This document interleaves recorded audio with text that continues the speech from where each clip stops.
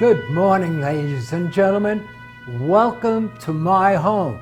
It's open house today. I want each of you, all 300 million, come in and join me. Let's have a chat. You know, back in World War II, Franklin D. Roosevelt, our president, had a chat every week with the public to make them involved and understand what was going on. That's all I want to do. If you will join me, come on in, sit down, and make yourself comfortable. And let me just explain a little bit about my background. I am now 92 and a half years old. I remember when you were 8, 9, or 10, you always said, "Oh, I'm 7 and a half." You wanted to sound older. Well, at 92, you hope that everybody looks at you and says, "Oh, maybe he's 75. Well, I know when you're looking at me right now, you're saying, 92? He looks like he wasn't in World War II. He could have been in World War I. How about the Revolutionary War? We're all entitled to our opinions. When we look at each other, we size each other up. And sometimes we size each other up differently. So let me explain. I think we are all the same.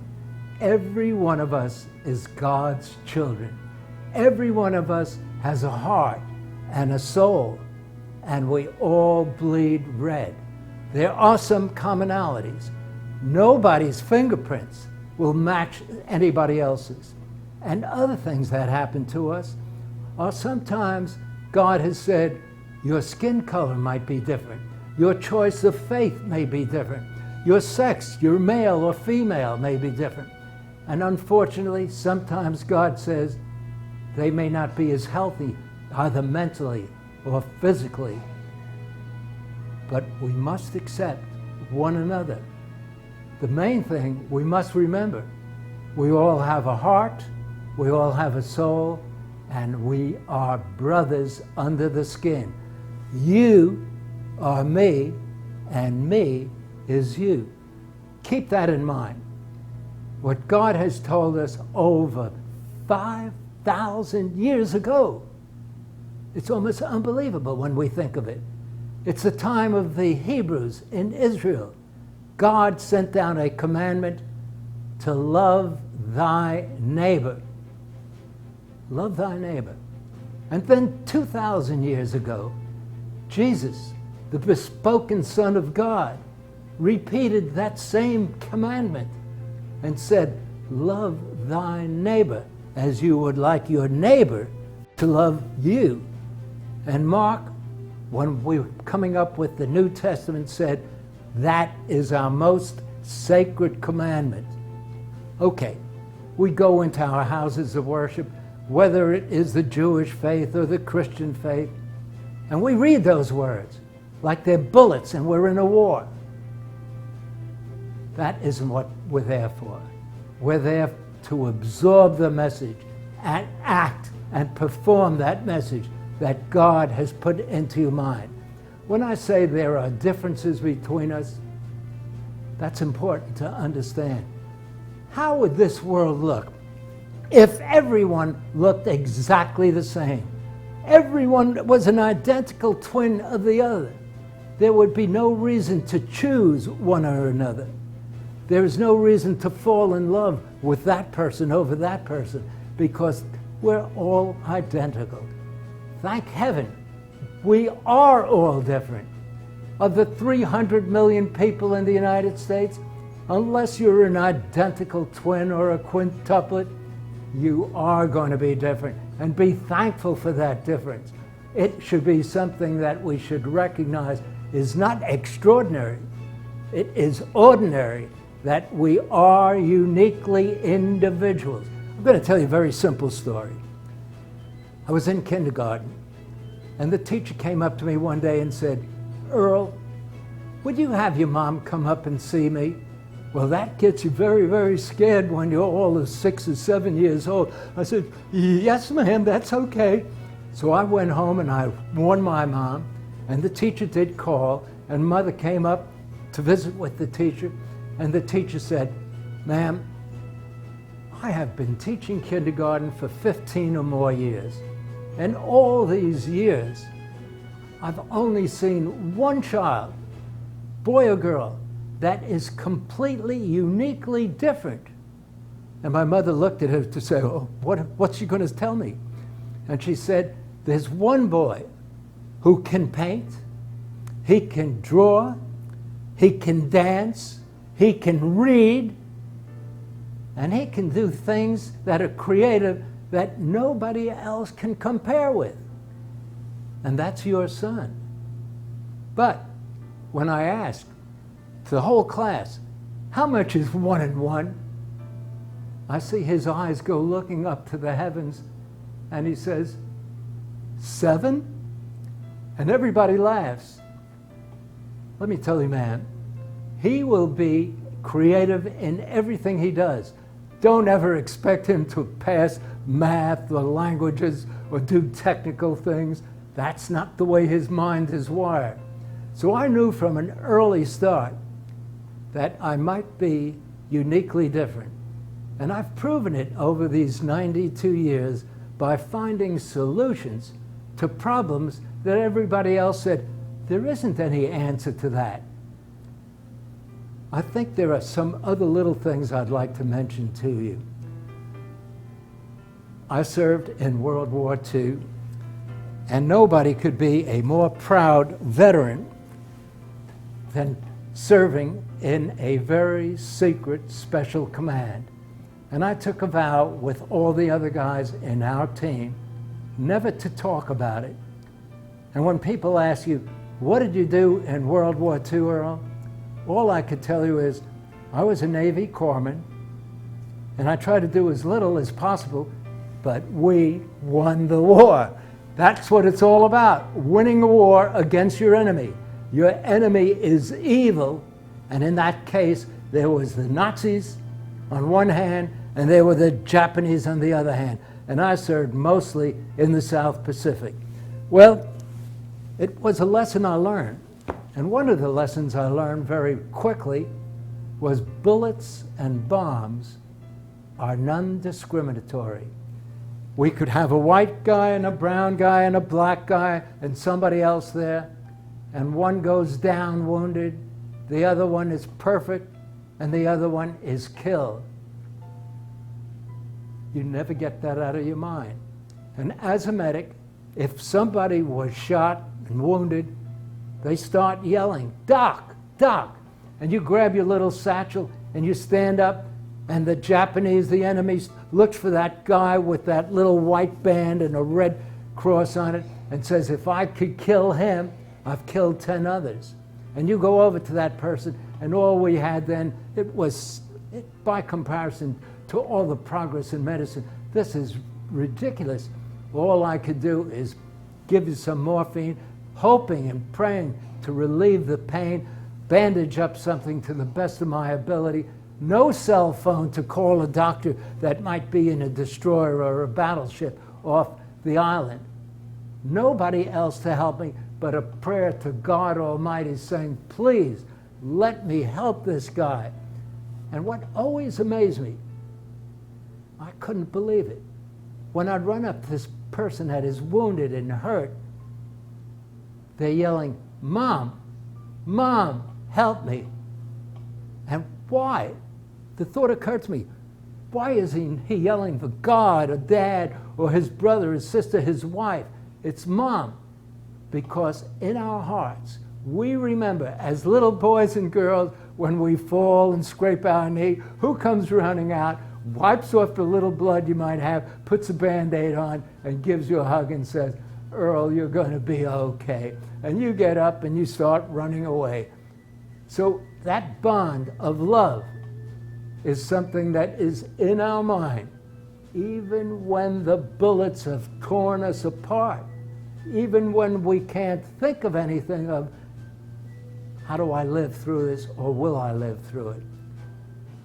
The word love has been indelibly implanted into my mind.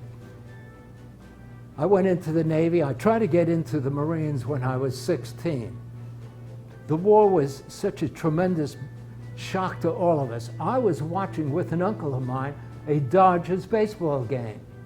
And then the announcement came across. December 7th, 1941. Few of you could remember or recognize that. And the baseball game became immaterial because they announced that the Japanese had flew over Pearl Harbor and wiped out our Navy. They sent torpedoes and bombs from airplanes and wiped out our sinking ships. We had the largest Navy, but it was destroyed in almost minutes or hours. And everybody, I don't care what your age was, became patriotic and said, we are going to declare war. And this is an authentic newspaper from that time. War declared. And if you could read the date, December 7th, 1941, and those pages are filled with the president announcing that we are going to go to fight against evil. And everybody, it included me and my friends and other people, wanted to go out and help. Moms left the kitchen to go into manufacturing bullets and bombs, tanks and ships and airplanes. We were patriotic beyond belief because we loved America and we knew that there was an evil force out there that wanted to destroy us. It's indelibly implanted in my mind to be careful, to be cautious, to be alert, and to be caring. Are we going through a similar situation now? I've never seen, never before. In 92 years, you do have the privilege of seeing lots of things. I didn't live through the Civil War when we did have whites fighting against others, brothers killing brothers or their family members over slavery. But honest Abraham Lincoln said, we're going to end that. And we won that war, and he declared the Emancipation Proclamation. And we were supposed to end discrimination, in that case, racism, forever. Well, we did a good job in reducing it, but not eliminating it. Not eliminating it. And that was the goal. And that was the goal of fighting against the Japanese and the Germans and their allies. That was the goal, that our allies, the English and the others, work with us as a team to eradicate that evil of hatred. Taking people, normal people, locking them up in cages, sound familiar? And then putting them on trains and shipping them to crematoriums where they became dust, rising into the heavens above. Never again to produce songs, to produce new products, to build countries, to be kind and human with their families. That's a catastrophe. That is the devil's occurrence. That is not America and should never be America. So why am I so upset? Why I am so inclined to want to cry that our country, the land that you and I love, the land that we have fought for to keep brave and safe, why are we crumbling into a division of 4 little letters, a division that says H-A-T-E, hate. And on the other hand, there is another 4-letter words, L-O-V-E, love. And I have learned from experience that love can conquer all when we are all fighting that evil, saying, let's get rid of it. That's not our country. That's not one nation under God, indivisible, with freedom, liberty, justice, and equality for all. All means you, me, and everybody else. Everybody else. There have always been haters. Unfortunately, that's been true since the days of, I guess, when God said Adam and Eve should join this world. Adam killed Cain, and Cain killed Abel, and so there have always been people that are distraught for some reason. I don't know what that reason is. I'm not a psychiatrist, a psychologist, but I know over the years, over the centuries, as time has come on, goodness, caring, compassion, and love has conquered evil. And I think now, with the division of the nation, where families are divided, that you might have a daughter, a son, you might have a son-in-law or a daughter-in-law. We can't even talk with one another. We might have friends. We can't talk with one another because we each know there's a problem, evil versus good, and people are taking sides without even recognizing that they are choosing sides. And it is time, if we don't see ahead of our nose and stop putting blinders on, stop being dumb and deaf. We know that from the Roman Empire, which was a great nation that grew and was prosperous in its time, a dictator took over. And while Rome was fiddling, it became that dictatorship, and we don't even think of it now. It's not even a page in our history books. And then there was Germany. Germany, a civilized nation after World War I. People doing everything that we do now, living together in harmony and peace. 80% of them not paying any attention, not even involved, with 20% of the people gathering their guns and forming a cult to take over and destroy that nation and destroy 6 million others. Are we going to allow that to happen in the greatest nation of all? I'm not trying to scare you. That's not what my point is. I'm just trying to alert us to not just be indifferent, but be conscious. Know what our responsibility is. When you're in the Army or Navy, the Marine Corps, it doesn't matter. You know you have a duty, a responsibility, and to have the courage to end the enemy. I want to declare war on today's enemy. I want to see us declare war on an enemy, not with guns, not with bullets. I hate war. Like most veterans, if you've been through it, you know what happens to your buddy on this side or that side, or some lady flying an airplane. You don't want that to happen to the cream of the crop. You want those people to grow up and be productive and prosperous and make America even greater. And I've watched things change in America.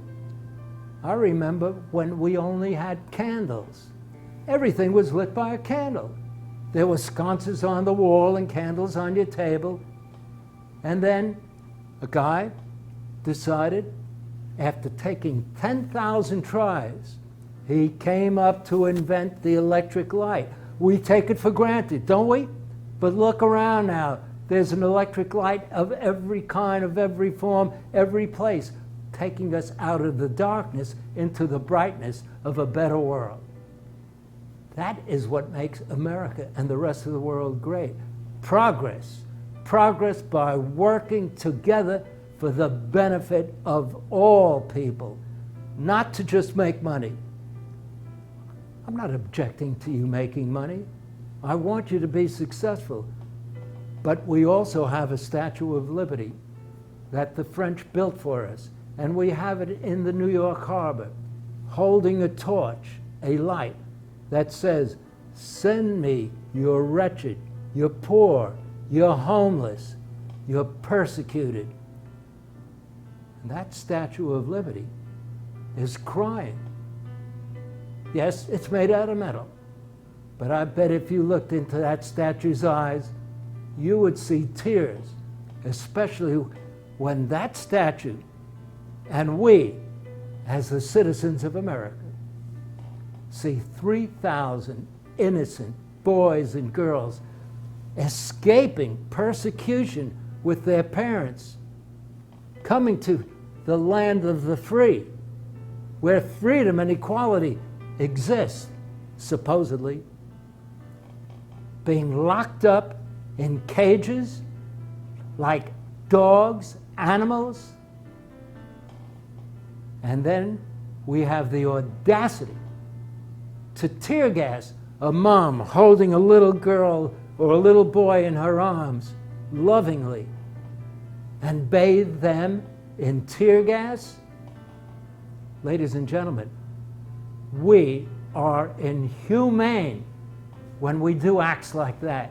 That's not America. It never has been America. Why should we stand quiet and be still and not yell and scream?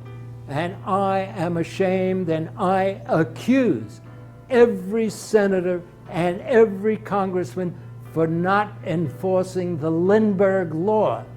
I don't know whether you remember it. I was still young enough. A guy by the name of Charles Lindbergh got in a single-engine airplane and flew out of New York City and was the first one to fly across the Atlantic Ocean and landed in Paris. The very first person. Today we do it without even thinking about it. Oh, that's just common. That's progress. And Charles Lindbergh became so famous that people were disturbing him morning, noon, and night. He moved out to New Jersey, bought a beautiful home, two-story home, and one night, while he and Mrs. Lindbergh were asleep, a man with a ladder came upstairs to the second floor and took their baby and kidnapped that baby. The nation went wild. Charles Lindbergh was our hero, somebody who accomplished something that none of us had ever done before. And we all were angry. And they finally caught that man. And he went to jail for life, and Congress and the Senate passed a law: if you kidnap one child, you go to prison for life. Now, if we had an executive who passed a rule to say, kidnap all 3,000 of those kids, if I had the privilege of being a senator of a Democrat, I'd put on my military cap and I'd get up there and I would say, he goes to jail for 3,000 lifetimes. This is a blot of what we have done and we have allowed to keep doing, abusing children, a blot that is black on our nation's history. And I would never want to read it again or see my children or my grandchildren or great-children understand. You mean, Grandpa, you allowed it? You didn't stand up? I said, no, I was chicken, like everybody else. You have to have guts to win a war. And when we see evil of any kind, and if you don't think kidnapping 3,000 innocent children, escaping persecution to come to the land of the free, then you do not understand how this nation was founded. Our pilgrims escaped Europe's persecution, came here, landed on Plymouth Rock in 1776. And since then, they have grown a nation piece by piece to the democracy that was the idol of the rest of the world. And now the rest of the world is laughing at us. We have shed our bonds of love with other nations, that if they didn't help us during World War II and we didn't help them, I don't know what the results would have been. I would hope that God would have figured a way out that we might have won. But you have to work together. I know I am committed. I'm on a mission, and my mission as the last hurrah in my life. At 92, you don't know when God is going to pull the plug. 600 World War II veterans die every day. There won't be any of us left very soon. But my mission in life is to enroll you, to enlist you in an army of 300 million Americans, pledged, swearing together, we will eliminate hatred, bigotry, discrimination, persecution, racism. And when we do that, that will be America to me. I'm the first person from Houston, an advertising professional, to be in the Advertising Hall of Fame. I've had a blessed life persuading, motivating, and influencing the general public to buy my clients' products and services. I know what it takes to do that. So I created a logo, and I hope you can see that. It's red, white, and blue. It's not Republican. It's not Democratic. It's not independent. It is nonpartisan, but it is 100% patriotic. Patriotic. And as I said earlier, I never saw the nation gathered together like they did when they saw us being endangered by the Japanese and the Nazis on Germany, and became patriotic. Yes, you couldn't buy sugar, you couldn't get tires for your car, you couldn't even buy a new car, you had to line up for gasoline, but nobody complained. We all wanted to win that war against evil. And the division in the United States today, if you can't see it with your own eyes, you can't realize it with your mind and with your heart and your brain, it is splitting us apart where we're on a slippery slope that we will swiftly slide down into a dictatorship. And don't think it can't happen here, because people are indifferent, and you don't care, and you don't see what is happening. You don't see that we take these innocent children and lock them up in cages and don't do anything about it except complain and say, why are they lying on concrete floors, on mattresses? They shouldn't be there in the first place. Why? Because somebody wanted to build a wall. To do what? We should be building bridges, bridges of welcome to other immigrants, because my grandparents were immigrants. My mom, my dad, they were immigrants. They came from Europe, escaping persecution. And if you look at your family, if they went before the Pilgrims, they were all immigrants, all of us. So what makes us so different that we have to say we're above you or below you, or you're just different so you don't count? Everybody counts, as long as they have the opportunity, as long as we give them the privilege of living like we want everyone to have the benefits, the glories of living in the world's most remarkable country, when we are together, working together for one another. And I am going to make a comment. And I think a lot of you may decide, this guy, what does he speak like that? Well, one thing I did learn all my life, try your darndest to tell the truth. I don't know whether I told you this story. I told you about my mother being invited up to see the kindergarten teacher. Well, one day, I heard people talking about a moral code. And I said, oh, what's a moral code? Is that when the Secret Service or the FBI sends telegrams to one another so that nobody knows what they're talking about? So I went into the kitchen. I said, Mom, could you tell me what a moral code is? Is that when the government is changing secrets?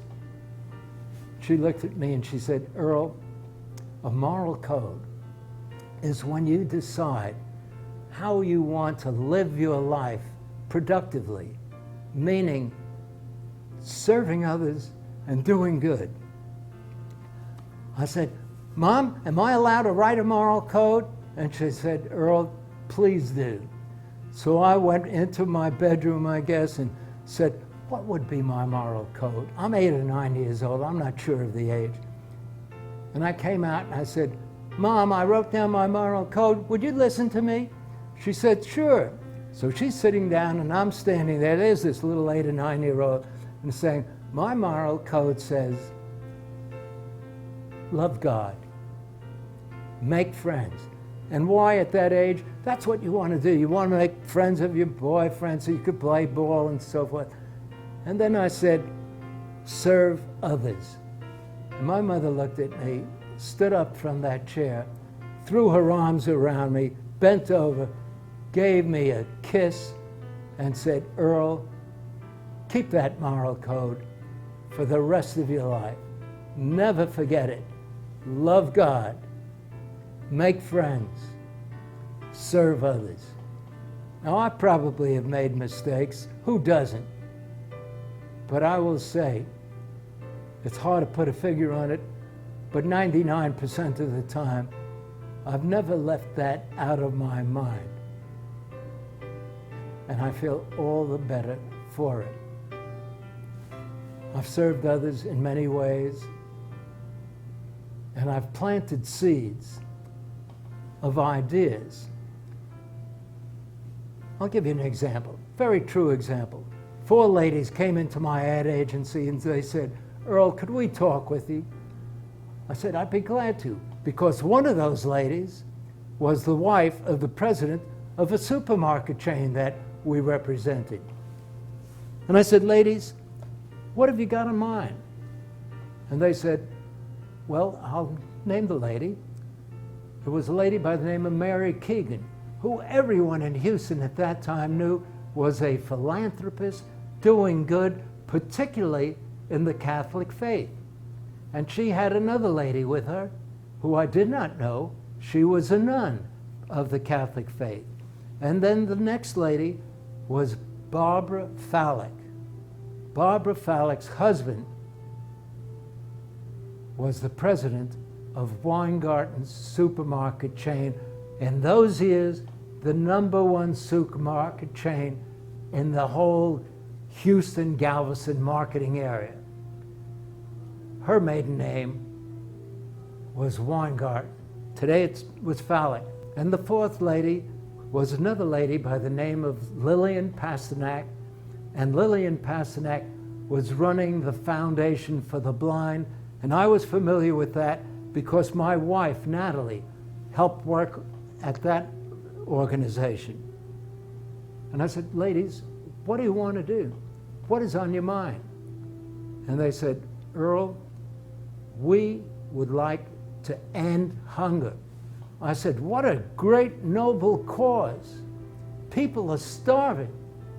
And if we could ever end hunger, it'd be remarkable. I said, do you have any ideas how to do that? No, Earl, that's why we came to see you. I said, okay. He kind of hit me sort of cold, but I think I have an idea. There are millions of ladies going into your supermarkets or other supermarkets every day, and they're purchasing foods. I'll bet if we ask them to take a non-perishable product, either a canned good or packaged, and put it in a barrel, and we pick up the barrel and bring it to hospitals or other service organizations, they will feed millions of people. The lady said, great idea. I said, but I don't want a black barrel. That's all we see in Houston. Those barrels are used for shipping oil and materials like that overseas or around the country. I don't think a black barrel will work in a supermarket. what do you think of a red barrel? One of those ladies out of the blue said, I have an uncle that manufactures those barrels. I'm going to ask him if he won't donate the red barrels to get the program started. I said, hallelujah, great idea. Let's go from there. But Barbara Weingarten-Fallick said, Earl, marketing in any supermarket lasts 30 days. And I looked her straight in the eye and I said, Barbara, if you allow us to market it, promote it, and advertise it, I'm going to bet it'll last a lot longer than 30 days. Everybody said, well, let's give it a try. Ladies and gentlemen, it's more than 30 years old since that happened. And today, unfortunately, those ladies were the same age as I was. They've all passed away. But they left a legacy that became the Houston Food Bank that serves more people with healthy food every day. And other food banks throughout the United States have followed that example. If you plant a seed and you water it, which is what we did there, and it starts to grow out of the ground, other people come in and fertilize that, and it becomes a stalk. And that stalk grows up and gets buds on it, and sunshine comes down from the heaven with rain, and the buds burst open, and they become bouquets of flowers that have seeds within them, and they spread from coast to coast, from shore to shore. That is what I am pleading, you, and you, to help me spread the seed of love from the little buds that will go from shore to shore across the country, every state, every city, every town, no matter how big or how small, to spread love thy neighbor. Okay, I started to tell you that I did a whole bunch of things to get this across. At one time, 3 police officers did a very erroneous thing. They took a prisoner out of jail. He happened to be Hispanic. And they put him in handcuffs behind his back. And they walked him out of that jail down. Right in front of it is a river. It's called the Buffalo River. They threw him into that river, and what the heck do you think is going to happen? He drowned. He had to die. That news got out very quickly, and everybody in Houston, I mean everybody, became upset, and they hated the police force. And what does the mayor do? You always have to blame somebody. So he pointed his finger at the police chief and said, you're fired, and hired a new guy. And the new guy was Pappy Bond, sort of a big bull of a guy, twice my size. And Pappy Bond sent out a request for proposal to all the advertising agencies saying, change the image of the Houston Police Department. We don't deserve for what 3 errant police officers did. Okay. I looked at it, and I announced to my team, I said, we just have had a request to try to change the image of the Houston Police Department. And everybody said, oh, we don't want to help them. Look what they did. I said, it's our duty. It's our responsibility. If we don't help them, who the heck will? So I said, create a department, start working on a billboard, a campaign, whatever you come up with. And morning after morning, they would come watching in it, and I'd look at it, and I would say, guys, that doesn't make me love a cop. Go back and do it again. Guys, that isn't helping me love a cop. We have a hurdle to jump over. Do something different. Well, I didn't get anything different. But that night, like you and I, we're watching television, we're having dinner, and a commercial that we've all seen comes on, that there are children starving in Africa. And if you care about those young boys and girls, make a small donation. I wrote a little word down, and in the morning, I wrote 5 words out, and I called the creative department in and I said, hey guys, girls, this is the answer. And they look at me, uh-oh, here he goes. The boss thinks he knows more than we do. I don't know more than they do, but every once in a while, a spark hits you of a different idea, and that's why different people create different things. And I came up with something that was based not on my thoughts, but on if you care for children. So I came up with slogan, the badge means you care.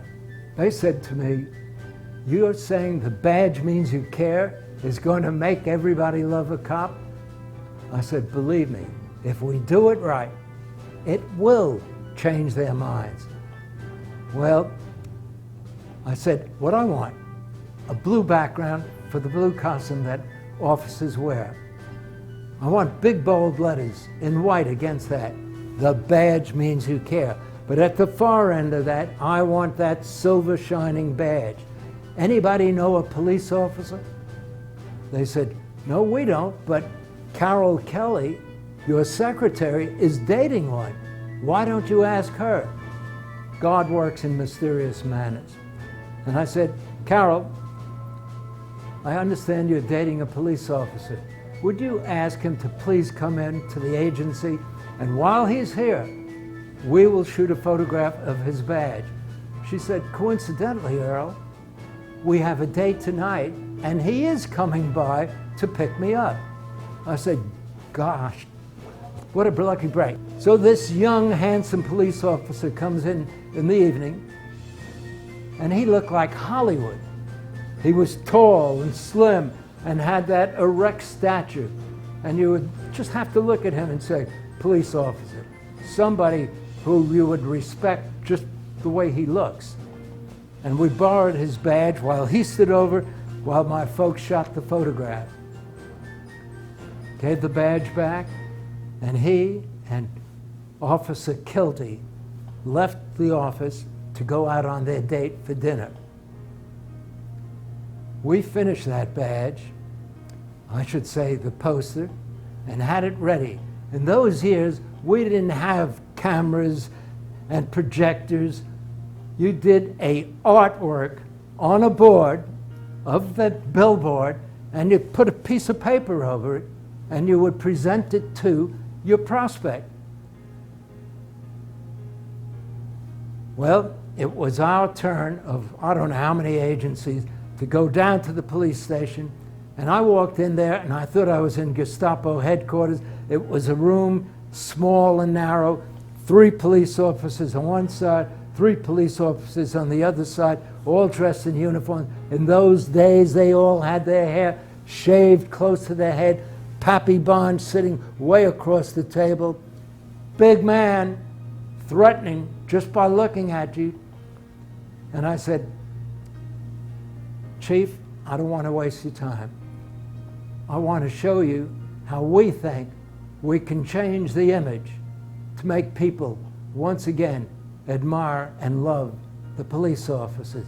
So all of those officers were looking at me, what kind of magic is he going to show? So I took the piece of paper and I flipped it over and I said, the badge means you care. And Pappy Bond, this hulk of a man, hits that table, and it was shaking, and he says, who wrote that? And I got so nervous, I said, Chief, it must have been one of the guys back at the office, sir. And Pappy Bond said, you go back and tell that guy that's exactly what we feel and what we do and how we will act. And people will respect us because we respect them. Earl, 2,500 of those BOPA stickers on my desk this week. Speak to my deputy. You're hired." And off Pappy Bond walked. And there was a line of other advertising agencies waiting to give their pitch. But sometimes, if you deliver the right message at the right time, you can change it. Now, that bumper sticker wasn't on 2,500 cars. That was just for the police department's vehicles, their trucks, whatever they had. But within weeks, there wasn't an automobile, a truck, any kind of vehicle, a bus that didn't have the badge means you care. And what does that do? The person that puts the bumper sticker on feels he's participating. And then that person who looks at that bumper sticker in driving says, "I need to do that, otherwise I look like I'm not part of the team." So it spread like crazy, ladies and gentlemen. And even today, 30, 40 years later, occasionally I'll see an old truck riding around and it still has the badge means you care. But I want to tell you the real part of the story.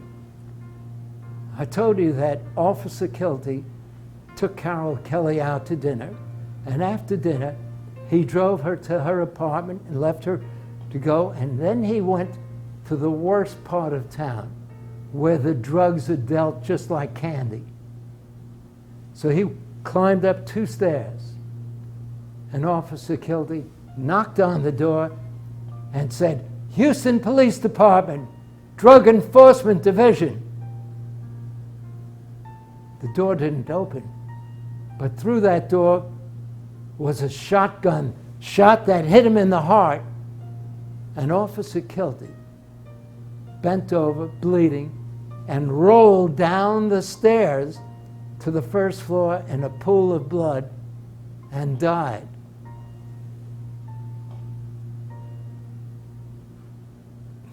He gave his life to fighting evil. I don't want you to have to give your life to fight evil, but I want you to give your heart and your soul. We all live by example. And if the leader of our country abuses women, and we see it on television, and if he abuses people by calling them funny names and makes funny remarks about them, and abuses our allies that they no longer want to work with us, that's not the example I want to see my children grow up with. There is an example that we can show, that when we sit down at the table, don't just look at your cell phone or the TV. Talk to your boys and girls. Tell them that you want to understand what's in their lives and you share what's in your life. And when they leave in the morning to get on the bus to go to school, don't just say, "Sam, have a happy day. Evelyn, just enjoy yourself today." Say, "I love you, honey. Have a happy, happy day." They don't hear the word love often enough. And I worked for 7 years for the United States Justice Department in the DEA division, speaking to 3 schools a day, from kindergarten all the way through college, not only in the Houston area, but after maybe the first 6 months, other DEA divisions around the United States said, "Hey, there's one guy that everybody is talking about. I don't even know his name, but who is it?" And the special agent in charge, Don Clark, said, "We all know who it is." Well, what does he do that's so different? He goes in to every class, and the first thing he says, he looks at everybody smiling and he says, "I love you, I love you, and I love you." And he says, "Don't think of me as a teacher. Think of me as your grandfather. I love you, and what I am going to do is help you grow up to be the best citizen in the United States. You're going to be so proud as a man or as a girl. Everybody will like you because you are a human being, caring and serving one another, respecting and having compassion for each other. Ladies and gentlemen, the truth of the matter is, whenever I finished a class, those boys and girls wouldn't let me out. They'd grab me around the knees, and they wouldn't let go of me. Every Christmas, my office walls were lined with pictures that they would send in. "We love you, Papa Earl." I didn't do anything different except tell them there is love, and love gives you hope.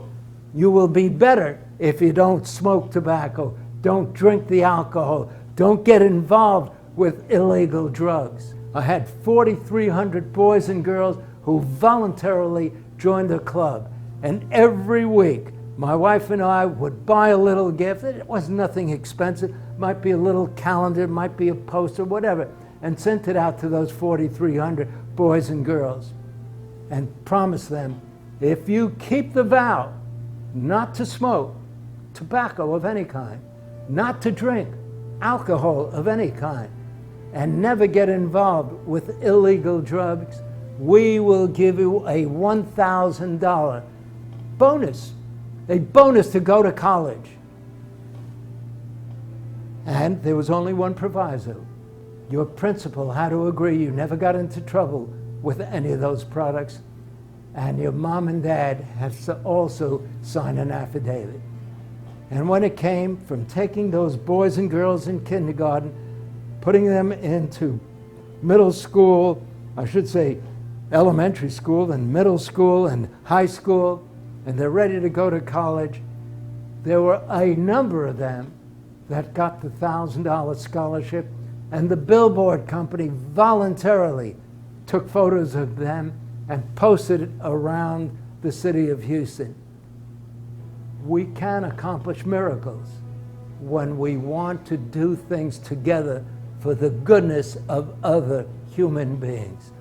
So I took little boys and girls, and hopefully, I don't know what has happened to them since then, but I'll bet someday they must think, hey, Papa Earl gave me a moral code to follow. All I'm saying, there is a moral code that we together, you and I, are going to declare war against. And how do you do it? Well, I'll ask you a question first, and it's a very interesting question. Who do you think, you're all smart, you all see advertising, who do you think is the largest, most continuous advertiser, not only in the United States, but in the world? I'll give you a minute to think about it. Think real hard. Now, if we were in the room together and you were in my house, you would probably shout out, and I would guess somebody might say, maybe it's Google, maybe it's Facebook. Oh no, it's Coca-Cola. Ladies and gentlemen, maybe one or two thought of the right answer, but believe it or not, it is the Christian faith. And you say, what? Now think, every Sunday, gong, gong, gong, call all ye faithful, come worship together. There's the cross in the church, and a cross in another church. I go into a small town, the church is this big, but there's a cross on it. And if I pass by a hospital that's run by the Catholic, a cross on it. And I worked for the Catholic community, representing the Sisters of Charity for many, many years, and traveled with them from one hospital to another. And in every room, there was a cross. And when I go into businesses, I see a cross. When I go to my wellness class, the walls are covered with cross. How many of you ladies are wearing a cross as a pendant around your neck? How many of you guys have a lapel pin on with a cross? It is something to remind us from the moment we wake up in the morning to the time we have noon and the time we go to bed at night to keep God and your religion and your faith in your mind and to follow those words. But the problem is that do we follow? Do we understand? Do we know the meaning and the significance of those words? In the days of the Hebrews, 5,000 years ago, God sent down a message. And it's a message that said, love thy neighbor as you would like your neighbor to love you. Well, people couldn't spread the word. They lived in sandals and robes, and they spread the word through people writing scriptures. And you heard it, and he heard it, and everybody writes a different meaning. But those words have been in the Old Testament for over 5,000 years ago. 2,000 years ago, a Jewish carpenter, the bespoken Son of God, remembered those words. And he put them in the New Testament. Love thy neighbor. And Mark followed up and said, those few words are God's most sacred commandment. Remember them and follow them. Well, I go to houses of worship and I hear the words said like machine gun bullets trying to kill you. Nobody paying attention to it. Nobody saying, I'm going to follow them. I'm putting them in my heart. I'm putting them into my soul. I'm going to make sure I act exactly like that. And that's why I was motivated to come up with this campaign. Yes, to have a cap. And let me point out, this cap is red, white, and blue. Purposely. It's patriotic. It's nonpartisan. I don't care about the Republicans. I don't care about the Democrats or the Independents. I care about America, the United States of America, not the divided, separated states of America. So I did it purposely. And I love it. It says, I love, and it's a heart, thy neighbor. And that's America to me. And those are not my words. Those are not my words. That is God's message. And believe it or not, that's America to me. That wasn't God's message. But one of my idols, when the time I was a little boy, was Frank Sinatra. And he sings a very patriotic song about the nation. And it ends with, that's America to me. And that got tattooed on my heart. And I said, when I'm going to come up with love thy neighbor, it's going to be, that's America to me. And my goal is when I ask you the next time, what is the most popular advertising product, brand, or statement? 300 million Americans are going to say, love thy neighbor. Love thy neighbor. Because that is America to me. Well, ladies and gentlemen, I know I'm taking an awful lot of time, and I do want to wind this up. And I hope I haven't bored you to tears.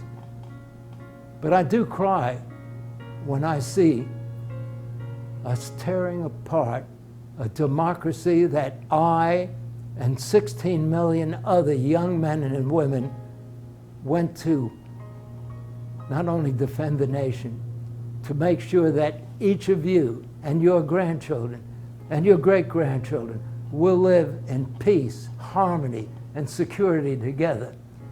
And now when I see it being torn apart like a piece of paper, it brings tears to my eyes and makes me upset. And maybe I shouldn't be so sensitive to it, but the war taught me a lesson that I'll never get out of my mind. A lesson that I told you earlier, bullets and bombs are non-discriminatory. And I had brothers that I tried to help And I might have been the fortunate one that God said, Earl, you could be wounded, you might be shot at, but you'll go home because you have a mission that I want you to complete. And I know that sounds strange, but I've asked some of my very, very pious Christian friends, do you ever lie in bed at night and God talks to you? Yeah, we hear God whispering to us. And I said, my God doesn't whisper. He speaks in a deep tone of voice. And he says, Earl, there's a problem in America. And only you have the solution. Only me? Natalie, God just said there's a problem in America and that I have the solution. I better think about what idea I could plant and water and see it grow and grow and grow and then spread its seeds across America. And there's only one word. The word was love. And love came back to me from 5,000 years ago and 2,000 years ago. And I said, I don't have to be original. Why can't I use God's message and make everybody understand it's our obligation, our duty, our responsibility to live and love and work with each other in harmony, compassion, and understanding. It's not difficult. It's not difficult at all. We all size up one another. That's natural. But don't size up one another just because the skin color might be different or gender might be different and have preconceived ideas. We are all, you is me and me is you, and think of yourself being in that other person's shoes. It is just a simple task. And I think what I've done is summarize it in a very, very short song. And why? Because I learned in teaching those kids not to do harm to their bodies. Use songs. Songs will get into your heart and they stay in you, and they can help you change the world. So I wrote a song, and maybe 30 years ago I could have sung this well. But don't worry about it. You may not be able to sing it well, but you're going to learn how to sing it. And it's very simple. And all it says is, make every day Valentine's Day. Make every dream come true. Make every day Valentine's Day. Love thy neighbor, and your neighbor will love you too. And your neighbor will love you too. It's very simple. And how do we get everybody to do it? And I'm going to explain. This is a webinar, and I am not here to sell something like a brand new pill that'll make you thin, or here's a pill that'll make you smart. I just want to help each other learn a simple thing that God has taught us, to love one another. And I've given you an example. So I have a bumper sticker, a simple bumper sticker. And I have a window decal. And I have a little badge that you can wear. And I've got the pendants and everything else. And I also have developed a t-shirt. And on the front of it, it says just what I've been talking about. And on the back, to remind you, we could make every day Valentine's Day. That doesn't mean I give you candy. I give you roses every day.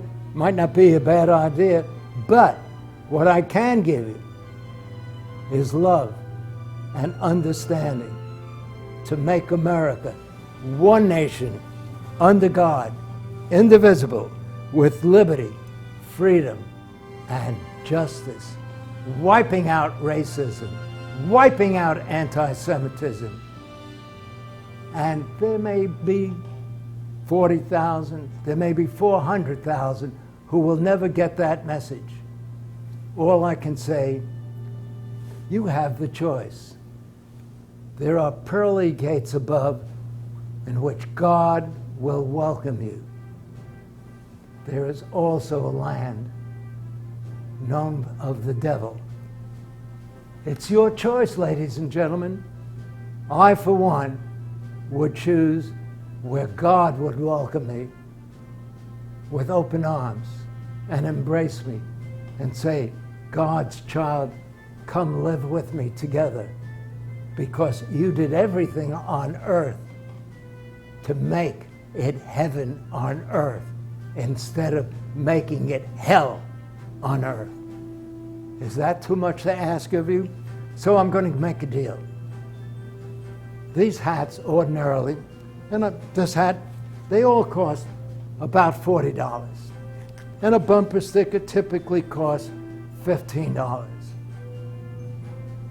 I asked the United States Marine Corps to replace my bumper sticker that the car wash wiped off, and they wanted $25 plus $10 for shipping it. Okay, if this is $40 and that's $15, it's $55 only today, because I want you to get involved and be the first people in your neighborhood to show that you do want to follow God's message. Send me a $10 bill, a $10 check, and I'll send you both of these. Let me take the cost of it, and let me explain. When you send me anything in money, it is tax deductible. So if I ask you for $100, you could write it off, because I run a nonprofit, Back Our Vets. I take every penny I raise for Back Our Vets and I give it to the surviving children of our fallen heroes who gave their lives and never had enough money to leave behind. And their children will have enough money to go to a college of their choice. I'm not kidding when I said I have a moral code, and I felt all these 92 and a half years, Earl, live up to it. Live up to what your mom said. God bless you if you will do it. So send me $10. Now, all you have to do is send it to Earl, E-A-R-L, at backourvets.com. If you don't want to send it as a, well, you can't send it as a check, give me your name and give me your address, and I will send you the cap and the hat, and then you can send me the $10. I believe in trusting you, and I believe you should be trusting me. Isn't that fair? $10, have a cap, have the bumper sticker, and then you at least are part of that army that has declared war on hatred and change hatred into 4 letters of love, love thy neighbor. And I have posters that I want to see in every house of worship. I have a poster of a black couple, attractive black couple. They're just making the vows, and they're bending over, rubbing noses together like Eskimos do to kiss one another. And I have posters to be in every house of worship where the majority of the members might be white. And it is absolutely a thrilling poster. The groom is standing over her shoulder, and she reaches over to pat his cheek. Just a motion of endearment, of love. And love conquers all. I'm going to do just one last thing, and I'm going to sing my song again. And when you see this, the words are going to scroll across the screen. And I want you to sit in your home, in your couch, and invite your little boy or girl, or whoever is there with you, and sing the song. You don't have to be Frank Sinatra. You don't have to be Beyonce. You don't even want to sound like Earl. But sing it, and let the words mean something to you.